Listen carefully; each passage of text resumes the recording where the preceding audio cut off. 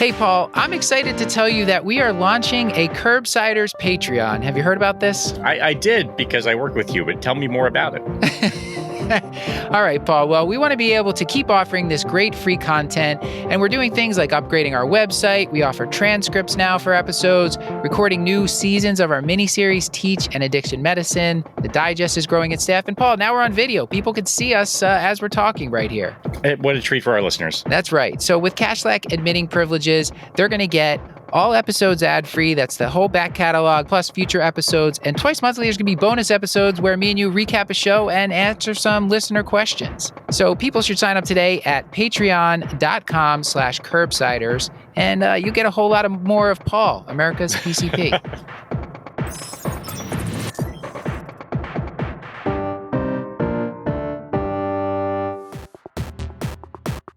The Curbsiders podcast is for entertainment, education, and information purposes only, and the topics discussed should not be used solely to diagnose, treat, cure, or prevent any diseases or conditions. Furthermore, the views and statements expressed on this podcast are solely those of the host and should not be interpreted to reflect official policy or position of any entity, aside from possibly Cashlack Memorial Hospital and affiliate outreach programs, if indeed there are any. In fact, there are none.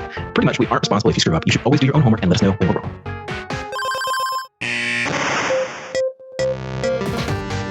Welcome back to the Curbsiders Teach Season 3, our mini-series on medical education. I'm Dr. Molly Hoyfline, joined by my co-host, Dr. Ira Krzyzewskaja.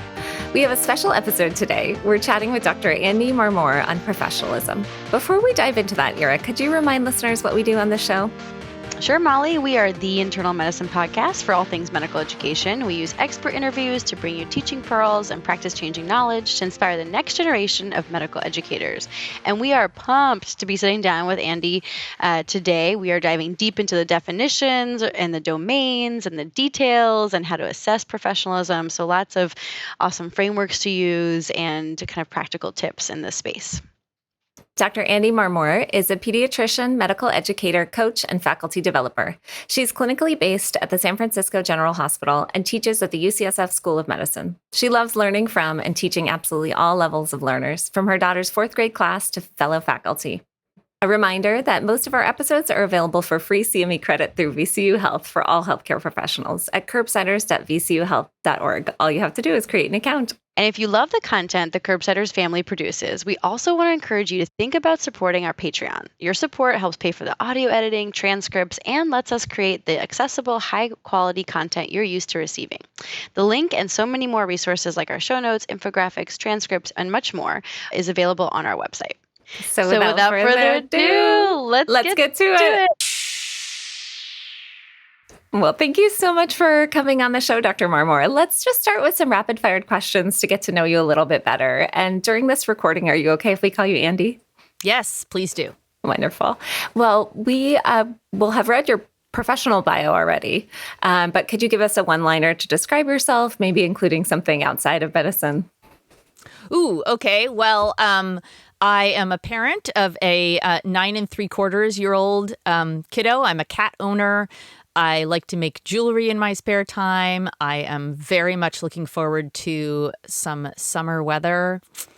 I think that's it. Nice. I love podcasts. I like listening to them. I like making them. I'm a podcast fan. That's awesome. Well, Andi, on that vein, has there been any podcast or album or movie or book that you've recently enjoyed? Yes, many of them. I'm kind of a little bit of a Netflix consumer at the moment. I will say one of the more interesting books that I read or actually listened to be totally fair, was by Richard Russell of Boys and Men. Ooh. And it's a very recent book, and it's about kind of the challenge that boys and men are in America right now. And I, consider myself a feminist, and I've always been very interested in how, women have achieved more over the years and the role that men have had in that as well. And it was just really interesting to read about some of the changes that the male role has had in our country in the last few hundred years. And I think he did a really nice job of laying it out and also really appropriately pointing out that it's not a zero-sum game. We can all succeed in different ways, and it's okay to focus on the struggles that others are having, even if they maybe have enjoyed majority privilege for a long time. So it was really thought-provoking. Very interesting. Were you drawn to that kind of thinking about raising your son, or did Was there something No, that I brought have you a to it? daughter, but I have daughter. two Okay. nephews. Yeah, but I have two nephews, and it did inspire me a little bit actually in thinking about them. That's actually a great point. Yeah. Cool. Well, is there something in your teaching or educational approach that you're working on changing, or something that you can think of that you're doing differently that you used to do in another way a few years ago? Yeah, I mean, I would say for me, there's a continual goal and learning around, whether you call it DEI, anti-oppressive teaching, anti-racism. I think that is a lifelong journey that I have been on and will continue to be on, I'm sure, for the rest of my career. So I would say that's very much a focus of mine, learning from others and trying to incorporate as much as I can. What our experts, we're very lucky to work in a place where we have lots of experts in those areas. And so I'm just looking forward to continuing to learn from them and continuing to improve my teaching in those areas.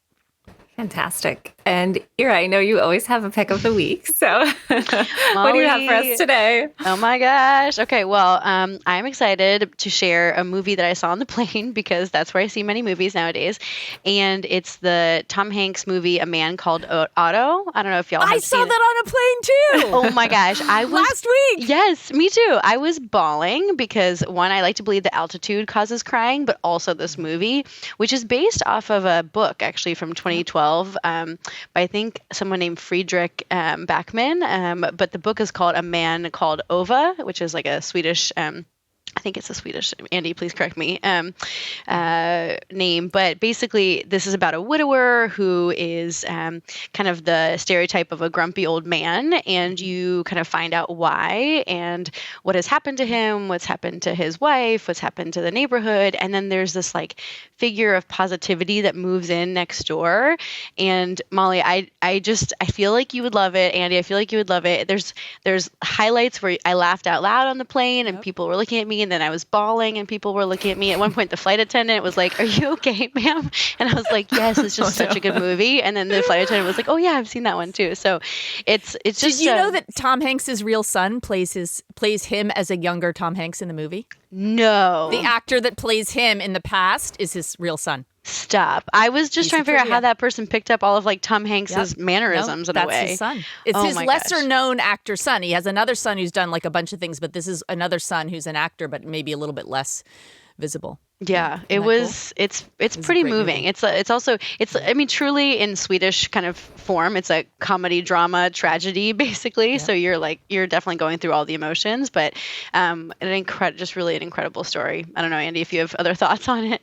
No, I completely agree. Yes, it was really moving and unexpected. I was sort of like, Tom Hanks, this will be hilarious, and then like 10 minutes in, I'm like, well, this isn't funny. Yeah, I know. When someone's going through different ways that they could die by suicide, you're like, this is going to be an interesting movie not right what now. I was expecting. Yeah.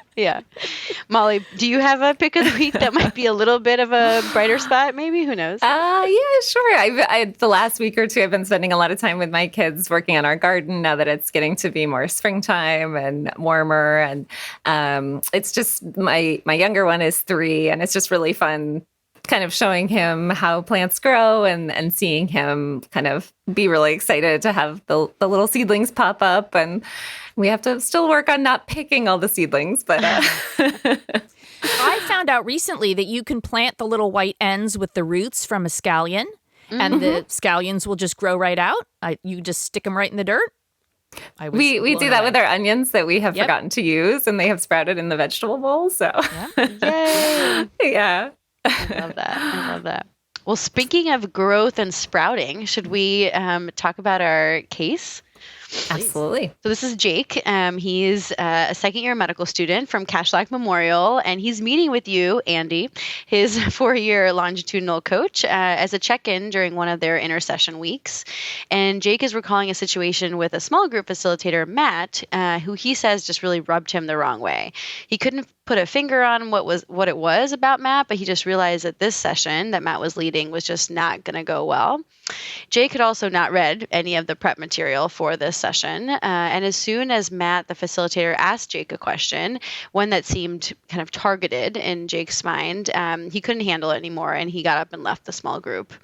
And Jake is meeting with you to debrief this situation and kind of this interaction. And Andi, I can imagine that the situation may feel familiar to folks who are working with pre-clinical learners, especially. And before kind of we dive into it, which there's professionalism written kind of all over this, maybe could you share how you think about or conceptualize professionalism? Yeah, I think it's a great place to start. And I want to just say right off the bat that this term is one that doesn't necessarily have positive connotations for a lot of our learners and a lot of our faculty. And so I want to acknowledge that right off the bat. I think the way I think about it, or the way I've come to think about it, having done some reading on the topic and a lot of thinking about it, is that professionalism really at its core is a set of shared values that we hold as a profession and as members of a profession. And you can imagine that those values might in fact be core and relatively stable over time, but how those values are expressed or how we might assess them or how we might, and this is the most challenging part, how we might assess how a learner actually is espousing or expressing those values is very, very challenging. And I think some really important concepts we have to keep in mind when we think about professionalism, which has historically been used to exclude members from the medical profession, particularly people who are not well represented in medicine. That demographic has changed, but over time, that's included women, that's included people of color, that's included pretty much every group you can name. So I think we have to really acknowledge that right off the bat, that professionalism has been used to exclude people, has been used to make it more difficult for certain people to feel comfortable within the profession of medicine, and that it will have a negative connotation for many folks that we're working with. So I think that's really important. Keeping in mind as well a couple of really important concepts like cultural humility, just the recognition that our experience is not the same as experiences of others, and then something like structural competency, which is the recognition really that systems influence how people behave. And so I think those two concepts are very important within professionalism. So that said, and those challenges put out there for us to consider, I would say that really, if you think about a core set of values, if you think of professionalism as a core set of values, are there things that we and our learners, no matter what generation they're from, no matter what background they have, no matter what their goals and dreams and whether they're similar to ours as faculty members, are there shared values that we believe our profession should uphold? And that's really how I like to think about professionalism. Well, thank you for putting that historical context there, because I think it is something that comes up a lot, that there is this shifting definition of professionalism, and who's defining it can certainly impact that. Within those constraints, what are the important domains of professional behavior, and how does physician identity formation factor into this? I think especially when we think about assessing professionalism, which is really what we're talking about here when we're thinking about the medical education aspects of it. And domains of professionalism are helpful because they help us recognize that this is a concept that has a number of different levels and a number of different, qualities of behaviors that we might be looking at or assessing in a learner or in each other, in our colleagues. The framework that I like, there's a number of frameworks out there. They're all wonderful. But the one that I like, because it's relatively simple and easy to understand, is the Wilkinson framework. And that includes several domains of professional behavior. And I say behavior because behaviors are things we can observe and we can kind of objectively assess, or supposedly objectively obsess. So the domains of professionalism that I like to consider are communication with your colleagues, or interaction with your colleagues, with other members of the health profession, interactions with patients, which for many is really the core and the most important piece of professional behavior. Reliability, which is things like showing up and doing what you say you're going to do.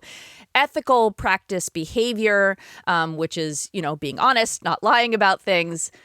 And then autonomous self-maintenance, which is really self-improvement. And, we're on a CME podcast, so we all know how important that is. So that doesn't include everything, but I think those domains help us recognize when we're thinking about a learner like Jake, what domains might be affected there. And that does help us narrow a little bit how we might approach someone like Jake. The second question about professional identity formation, I think, is also really important. Professional identity formation is quite distinct from professionalism in that it's really an internal process that our learners, that we go through. I consider myself still developing my own personal professional identity. So it's really a lifelong internal process that we all go through when we begin to develop the type of health professional that we want to be. And I think for sure it changes over time. Andy, that was super helpful because I don't think I've thought about professionalism with those very concrete domains. And I also think that that gives us a structure when we think about what we're going to get to in the rest of the podcast around assessment of these. And before we get into that, I wonder, how do these domains factor into competencies? We think about kind of professionalism as one of the things that we would want medical students to graduate competent in, if that was the right grammar structure of that sentence. So I'm just wondering kind of how you think about the specific domains relative to what is expected or is even a required competency for medical graduates. Yeah, I think that's a great point, Era, because as we think about competency-based education or competency-based assessment, we have to be able to break down some very kind of vague things like, do you care about patients, into behaviors that we can define and assess. And there are, as you can imagine, certain of these domains that are much easier to break down into competencies. Reliability, I think, is one that comes up a lot when I ask groups of faculty to think about, a professionalism challenge that they've encountered. A lot of the first things that come up are people that don't show up on time, people that don't reply to emails, things like that. So often that reliability domain is one that is sort of easy to break down into competencies. Do you kind of do what you're supposed to do? Are you fulfilling the requirements of a rotation? And that's really just one of many domains of professionalism. The really challenging ones, I think, are about kind of interactions with others. And how do you define what is a patient-centered type of interaction? I'll give you a great example that these domains are often in conflict with each other. And it happens to all of us on a regular basis. I mean, when was the last time you were seeing a patient and the patient was quite emotional or had some important needs that you needed to address, and you realized, I have to choose between spending more time with this patient and addressing what they need now and the fact that someone else is waiting for me, whether it's a colleague who's depending on me to come and give noon conference, or there's another patient that's waiting. So these domains are in conflict with each other all the time. And when we've been in the practice of medicine for a while and our professional identity is quite well defined, we're able to make choices, right? We can say, no, the right thing to do in this situation is to be with the patient who needs me now, and my colleague will understand. Or the other patient may be frustrated, but that's okay. So we're making these choices and we're not able to actually fulfill these things all the time, at the same time, to the degree that we would like to. Now, imagine a learner in that same situation, right? So now we have a person who doesn't have the power and privilege and hierarchy that we all hold, having been in these positions for a long time, who is, and maybe doesn't even have the experience or the knowledge to know how to make those decisions. So they are going to make mistakes. There are going to be lapses. And I think that having that knowledge is really helpful when we think about how to address someone who is challenged in this area. And if you are seeing a student or learner that's struggling in what you think is a professionalism domain, do you have some frameworks or tools to identify, what the specific domain might be or strategies to help them succeed? Absolutely. So I'm a person that really likes frameworks and, when I go into a situation, especially one that makes me anxious, like a professionalism concern or a learner that's kind of rubbing me the wrong way or might be struggling in a situation, I like to have something specific that I can follow. So yes, I do. And I think one of the ones that I like to use for this particular problem, and we can use it with Jake or practice it with Jake, is the SOAP framework. And what's nice about SOAP is it's a framework that we're all probably already familiar with in terms of, a concise problem-based clinical encounter. And there's slight variations on the SO and AP that I use for addressing a professionalism challenge in a learner. So in this case, the S is really your subjective response. So in the case of Jake, I might say, oh, wow, this kind of rubs me the wrong way. Jake doesn't seem to really be respectful of this person who is spending their time teaching the small group. That might be my initial response because I've been in that position. So the subjective response, what is it that is kind of bothering you or seems to fall into that category of professionalism around the situation? The second piece of S, which is really essential, is kind of locating yourself in the situation. So how does my identity, my background, my previous experiences, my relationship to the learner, how is that influencing how I might be responding to this situation or what might be bothering me about this situation? So that's the S. Really important to pay attention to, not enough to make an assessment based on. Okay, so we're going to pay attention to S, but we're not going to actually make an assessment or certainly do anything based on that. The O is where we bring in the domains of professionalism. So here's where we might think about what are the specific behaviors? What have I observed? I'm not making any assumptions about the intentions or what's behind the behaviors, but what have I actually seen that falls into a category of professionalism? What domains might be affected? Is this a reliability issue? Is this a self-maintenance issue? Is this a communication issue? And then there's also the scope of this. So is this something that is isolated to one situation? Is this something that is present in other situations? Is it short term? Is it long term? Is it a single kind of event? Is it a part of a pattern? So those are all part of the O. And the other part that I would think about with O is other perspectives. Are there other perspectives that would be important to bring in before I talk to the learner? And this one is really tricky. And here's a great example with the situation you brought up with Jake. Would it be important to get the perspective of the small group leader in this situation? Is it important to do that before we talk about Jake? And would it make Jake feel uncomfortable if we talk to the small group leader before we talk to Jake? So I think those are the kinds of things I think about before going into the conversation with the learner. The next step would be assessment and plan. And your assessment, I would say, before you speak with the learner, you should take into account two things.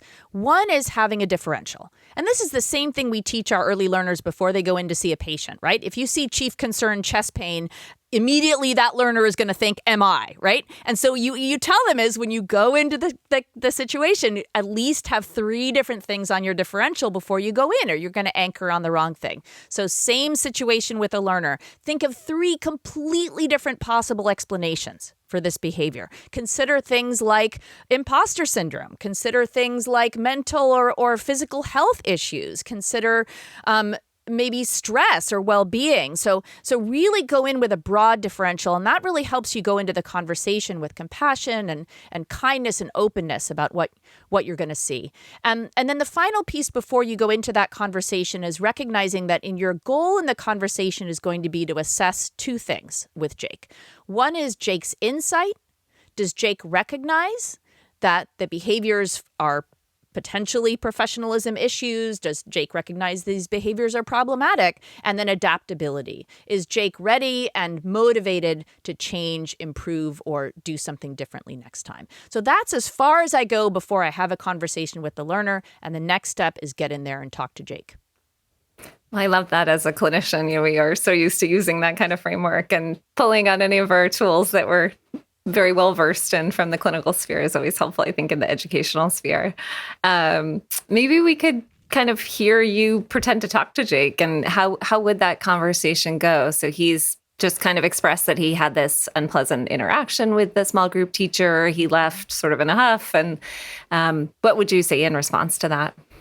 Yeah, so this situation is interesting. I have to say that most of the situations where I find myself in or where I'm helping other faculty is that they've noticed something that they're concerned about. And in this case, it sounds like the learner is coming to us with a concern or with an experience that they've had. So that actually is wonderful. When the learner's coming to you, there's already a bit of an opening there. And so I think I would really start with saying, gosh, Jake, it sounds like you had a really rough time. Tell me what happened. just a nice open-ended question, just like we do with our patients. Tell me your perspective. Tell me everything that happened. How did it feel? What happened next? Just tell me what's going on. And I think as Jake's coach, in this case, I have a role where my main role is really supporting Jake. I think I would reflect back what Jake has experienced and try to be as supportive and open as possible. And really just validating and listening and making sure that Jake feels heard initially. And then I think the next step would be to try to assess Jake's insight. And to do that, I can think of a couple questions I might ask. Again, once I've sort of validated and I sense that Jake has felt that he's been able to express what he needs to express, in that case, I might ask Jake to say, you're clearly bothered by what happened here. Can you tell me a little bit more about what's concerning to you? So I might open with something like that. You could even be more specific and say, I wonder, did you consider how what happened might have impacted others in the group? Or what about the small group leader, helping Jake to maybe take some different perspectives? Those are some things I can think of. I'm sure you can think of other great questions even better than those, but that's probably how I would proceed. Andy, I love that. And I think you kind of really nicely structured with the SOAP framework, kind of walking through and touching on those things. If I recall correctly, you said you wanted to assess two things, which was kind of Jake's insight and recognition, but also his adaptability and motivation for change or motivation to change. And I just wonder how you might get at that second piece, and if there's particular questions or verbiage that you use that we can share with our listeners. Yeah. So I think for a learner who has insight, and I will say that most of my experienced learners have very high insight and high adaptability, right? I mean, they recognize something here happened that was really challenging, shouldn't have happened. They don't want it to happen again. And they come in with a great deal of insight and adaptability. And so in many cases, the learner will already say, I've been thinking about this, and here's what I think I would like to do, or here's the help I would like from you. And then your role is really very easy, right? It's, reflecting back some of those ideas, maybe adding a couple of other options that the learner hasn't considered, and then really supporting them and saying, how can I be helpful and when should we check in again? So that's great. Now, if a learner has insight, but you're not sure whether they have the adaptability or not, then I think some prompting questions might be, what might be some next steps for you? Or how do you think I could help you? Think about what to do next time, or how a situation like this could be avoided. So I think once you get a sense of what their goals are, then beginning to work with them and brainstorm around solutions. There is another framework, if I can put out another nice acronym for this, which is called the GROWS framework, GROWS, and that is a coaching framework that talks about goals. So find a shared goal. What is the goal here? The goal is for this not to happen again, or the goal is to have a better relationship with this small group leader. What's the reality? Where are we now? The reality is there was a kind of a rough day, and maybe we're not on the best terms. O is options. So what are several different things that could happen as a result? And this is often where you, as the faculty member or coach, can offer some options that maybe the learner hasn't considered. Often they're like, well, the only option is for me to have a new small group leader, or to, leave medical school or whatever. Then you can say, wow, gosh, that's really understanding. You would feel that way. I can think of a few other options. W is way forward. So we think about the different options and which is the one that we want to choose for now. And then S is kind of the follow-up. When shall we check in next time and see if we've succeeded with our goals? So that's a framework I would think about when we get to that adaptability and what are actually the next steps. And what about a learner that has low insight and, isn't coming to you, but you've been asked to talk to them from some other faculty or... Sure. Yeah. And thank you for bringing that up, because I honestly think one of the most important things to address here that I don't know that I've said explicitly is that lapses in professionalism are really inevitable, common, normal. They're going to happen. And I think, we've come a long way in maybe thinking about medical errors in the same way, which is that these are things that are going to happen, and to expect them, to recognize they're going to happen, and to really normalize them for our learners is really critical. But occasionally you may encounter a learner who perhaps doesn't have that perspective. Maybe there have been a series of lapses. Maybe there's already been some feedback or some attempts at intervention that haven't succeeded. And you have someone who may be challenged challenged perhaps an insight. And I think that can be very challenging.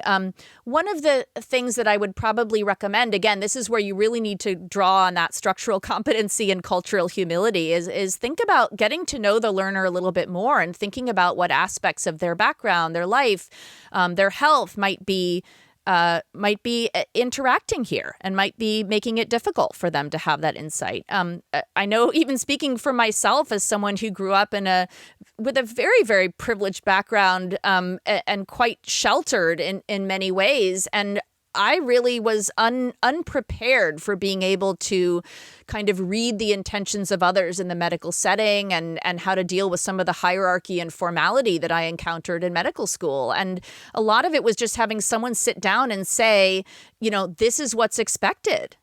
These are the things that you're supposed to do in this situation. So I think a lot of it is really just having as much compassion as you can for the learner, learning a bit about them, recognizing that your own experience might be different than theirs or probably is different than theirs, and giving them a chance to tell you about their experience. Now, in very, very few situations, you might have a learner who truly doesn't believe that showing up is important, for example. And then you might have to actually be very, very concrete that in order to pass this rotation, you will need to come. You need to be here, and you need to be here 70% of the days, and that's what's required to pass the rotation. Would you like to pass the rotation? I would like you to pass the rotation too. Let's see how we can get you to that place, right? So it may not be getting them to a place where they're delighted to come and they're super motivated to do it, but it may be a point of really being just extremely, extraordinarily, and very simplistically clear about what expectations are and making sure that you've at least communicated that those basic needs. And some of those examples that we've talked about already are things that are pretty concrete, walking out of a class or missing, not showing up for a class. Sure. What about something more subtle, that like a interprofessional communication issue that, say the medical assistants or the front desk staff have complained to you as a faculty that, a certain resident isn't polite or isn't respectful? How do you approach something that could be more biased or could include certain perspectives from those members of the team as well?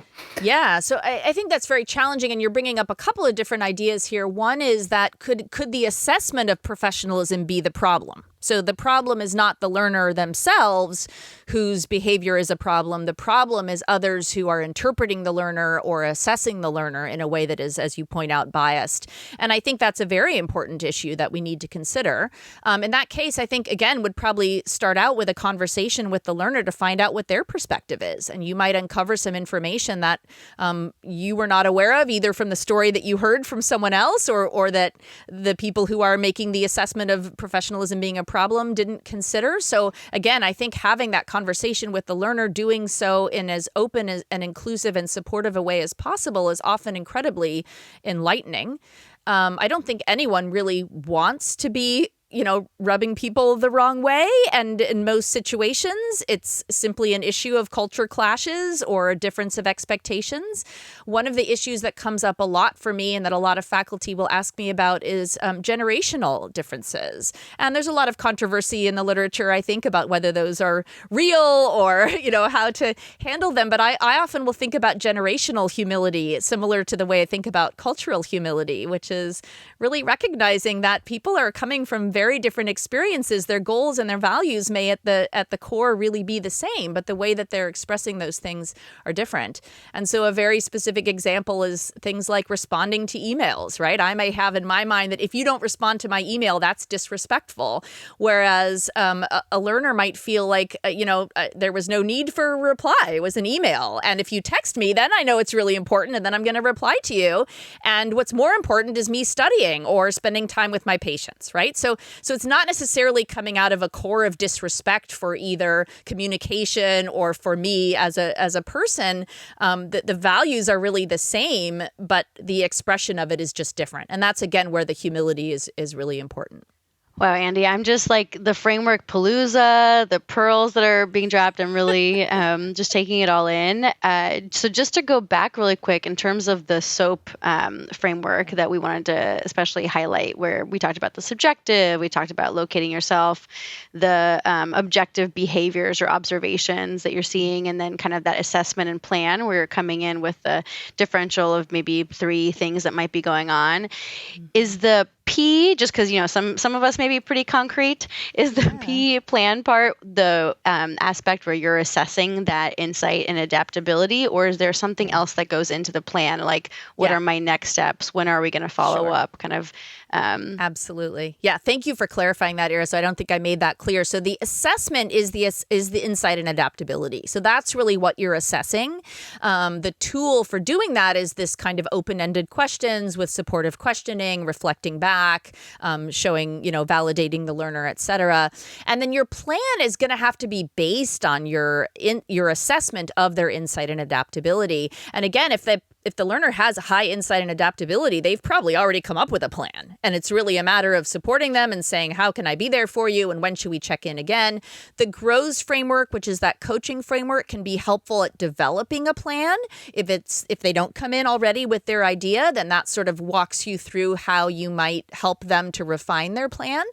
But some other really important things with the plan is having it be quite concrete. Having there be some very agreed upon simple steps that both you and the learner agree are the next steps, and having some sort of a plan for reassessment. So when should we check in again to see how things are going?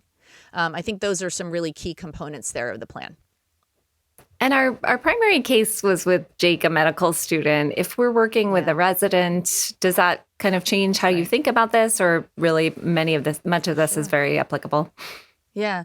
So I think it may depend a little on whether you have an ongoing relationship with them or not. I think if it's a resident that I haven't worked with before and that I don't necessarily know, I think I would really go in with a very open mind and a kind of a clean slate and just, tell me what happened and really just approach it exactly the same way.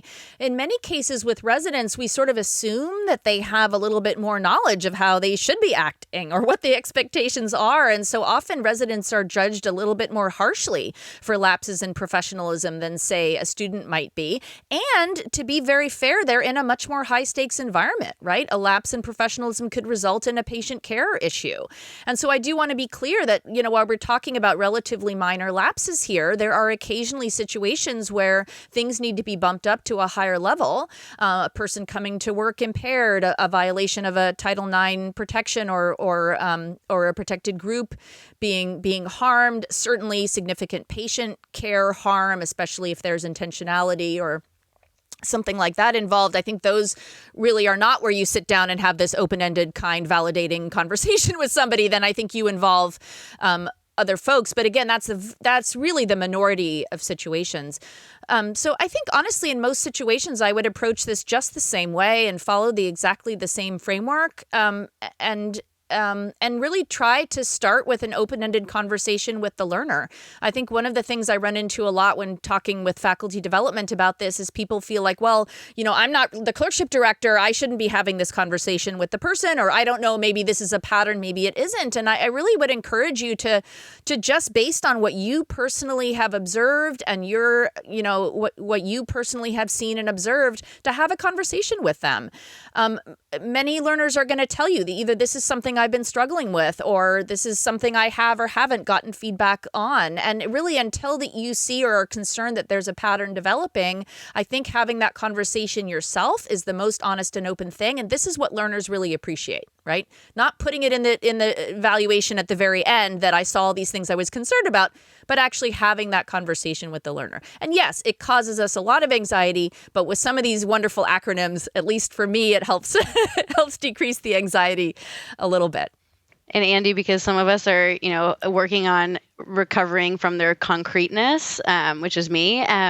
If you are a busy clinician and you're, let's say, in your primary pediatrics clinic, and there's somebody who is just not coming to clinic late, not finishing their notes, kind of in the expected time that they are aware of, how do you just kind of concretely find the time and make kind of an intentional choice to say, like, I know they're about to go see their first patient, but I'm going to bring this up now, or I know that they're trying to run and catch the shuttle, but this needs to be addressed. Yeah, it's a great point, Erin. I think the practicality is so important to address here. And there's a lot that overlaps with, I think, the literature. And I know you've done sessions before on feedback as well. So really thinking about making sure that you're in a space that you can have this conversation and that the learner's in a space where they can have the conversation. So I will usually try to fire a warning shot and say, hey, at the end of the day, we've been working together for a week or so. I was hoping we could check in about how the rotation is going. Depending on the situation, you may want to be very open with the learner and say, actually, I've seen a couple things I was a little concerned about and was hoping we could talk about them, right? So you can imagine different situations where that might be a more compassionate, fair, and honest way to open the conversation versus something much more global, like, hey, we're halfway through the conversation. As we talked about 2 weeks ago, we were going to check in. How does today work for you, right? So give them a little fair warning, set aside some time to do it. Yes, the practicalities of our work and of our learners' lives as well can make that challenging. But I think making it a priority is important. And, you never know what direction this conversation is going to go in. So finding, if you can, a private space and making it clear that I was hoping we could talk for about 15 minutes. If it takes 5, that's great. If it takes a little bit longer, maybe you can create some space for that as well. But you make a great point. Sometimes it does feel a little overwhelming, or gosh, they're about to go on another rotation. Someone else will deal with it. But I really would encourage you to try to have these conversations. And then I will say one other really practical tip is to document it. Document it in an email to yourself. People have different ways of doing this, or document it ideally in the learner's evaluation. We talked on this date. We talked about this and that. And that's enormously helpful, not only for the learner, for their own development, but also if in fact there is a pattern, having documented that you had these conversations and when you had them can be very helpful for others who are in more of a leadership position to then go back and kind of have that trail. And do you know of any literature around if learners with repeated professionalism concerns, does that lead to, are they more likely to have a serious professionalism concern as an attending? Are they more likely to have one of those things that you mentioned, working impaired or, other kinds of serious issues? It's a great question. It really sort of gets at the core of why are we doing this? The reason we do it is yes. Now, again, it's a very tiny minority of learners who will have, repeated or egregious lapses in professionalism. But yes, there's very good literature that early recognition of professionalism challenges, even in the sort of undergraduate years for students, is associated with a higher risk of, discipline from the board, loss of license, some of these very, very rare but sort of egregious endpoints. And I will also say that all of those particular consequences, being kicked out of a residency, losing your license, et cetera, are also applied in inequitable ways. And there's also very good evidence that folks who are from minority groups or underrepresented in medicine are more likely to have faced some of these challenges and to be disciplined for them. Not because they're doing them more often, but because, as we've talked about, the assessment is biased. So I think it's very important to consider and hold both of those things. Andi, that was super helpful. I wonder if you are, let's say, talking to Jake's clinic preceptor, or in this case, as we are doing on this podcast, because we love being meta, being kind of like a faculty development person, let's say, to help out Jake or whoever is working with Jake in recognition of this professionalism lapse. Do you frame the conversation differently? Like, do you kind of interject this evidence of like why we are assessing people or why we talk about professionalism and that the assessment is biased, or kind of how do you adjust your framing or your teaching for that faculty development piece? Mm-hmm. Yeah, I think it depends a little bit on who I'm working with. I mean, I do faculty development on this topic. And honestly, I start out with all the stuff we talked about at the beginning about how this is potentially very fraught with bias, or I shouldn't say potentially, it is fraught with bias and historically has been a very problematic concept, and that our learners will have a very different experience of what it means to be a professional and different expectations of that. So I start out with that. And I think if I'm working with a faculty member that I don't know well, I might ask them about their experience addressing professionalism lapses and what their personal experience with professionalism has been. Have they themselves struggled in this area? Is it something that they may have personal experiences that set them up either for being particularly judgmental toward a learner or being maybe, so kind of permissive that they're not able to help the learner actually to change their behavior in a way that can be helpful for them. So helping to have them maybe reflect a bit on what their own experience is, kind of like that S part of SOAP. And then I definitely will, talk with them about what areas they're most concerned about. For most folks, it's a little bit like, how do I start the conversation? I think that's often the piece that is most anxiety provoking for people. So I'll usually spend a little bit of time talking about that. And then I think opening people's eyes to the different domains and helping them to begin to think about what domains might be affected, how might that affect what your ultimate solution might be, or more appropriately, what kinds of causes there might be for what you've observed. I think really just helping people to open their mind a little bit and expand on what they're already thinking about so that they go into that conversation with a bit more of an open perspective. I think that those would be the areas I would focus on. Well, this has been fantastic. Ira, did you have any other questions or Andi, things that you think we haven't touched on that are important to cover? I think just, have we missed any key aspects of your verbiage, Andi? Anything that you use, especially kind of working in the anti-oppressive world and the anti-oppressive curriculum and kind of trying to ensure equity in a biased and fraught kind of area? Have we missed anything that you definitely would like to share on this topic? No, I think I've shared a lot of the buzzwords that I think are important, and probably just the most important thing is awareness, right? Recognizing that there's a difference between being professional and assessing professionalism, recognizing that, many of the things that we consider professionalism are based on a particular version of the medical profession, which is not where we are, where we want to be. It's where we were. And I think having that awareness is so critical as we move forward. The generational humility is something I think about a lot as a person in my early 50s. And, I struggle sometimes to relate to some of the things that are important to our younger learners. And yet they are, without question, the most passionate, the most dedicated, the most justice-focused group of learners I've ever worked with. And so I think keeping that in mind is so important. Fantastic. Well, that almost sounded like take-home points, but are there any other take-home points or? Yeah, I think just to wrap it up, I would say, number one is have the conversation.